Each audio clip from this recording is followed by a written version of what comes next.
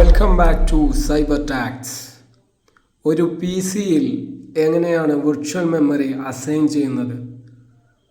Virtual memory multi task process എളുപ്പമാക്കുന്നു. In this video, I will be explaining that how to increase your RAM on your PC and how you can extend your RAM for the better performance by increasing virtual memory.